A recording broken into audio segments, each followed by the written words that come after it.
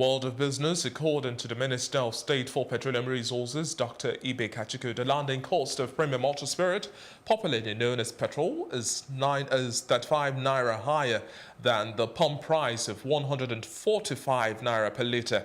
Kachiku explained that the rise in global crude oil prices after the 2016 hike in the petrol price brought back subsidy.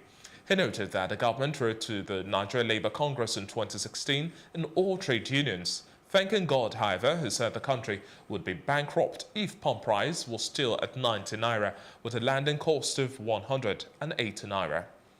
And Nigeria's inflation rate has also dropped by a slim margin of 0.06% from 11.31% in February to 11.125% in March this year. The Consumer Price Index, which measures inflation, had for a second consecutive time the same margin of points between January and February this year. According to the National Bureau of Statistics, on a month-on-month basis, the headline index increased by 0.79% in March 2019, which is 0.06% rate higher than the rate recorded in February this year, 0.73%. The data highlighted that the urban inflation rate increased by 11.54% year-on-year in March 2019 from 11.59% recorded in February 2019, while the rural inflation rate increased by 10.99% in March 2019 from 11.05% in February this year. Johnson Chuku, Chief Executive Officer of Cowrie Asset Management Limited, spoke to us on this matter.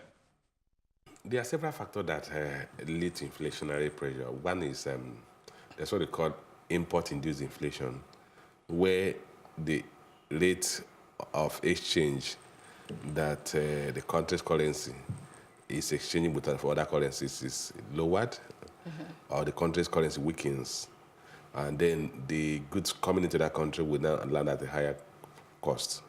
So that would lead to an import inflation. The fact is that inflation always occurs when the prices of goods and services increase as a result of either short supply of those goods and services or change in the exchange rate. But in our case now, inflation has dropped by 0.05%, I guess. 0.06%. 6%. So what's the implication and how does it impact the economy as a whole?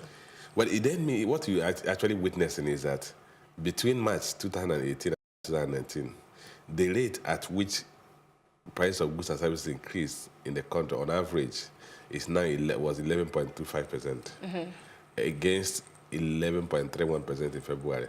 So when you talk of February inflation, year-on-year inflation, you're talking of February 2018 to February 2019.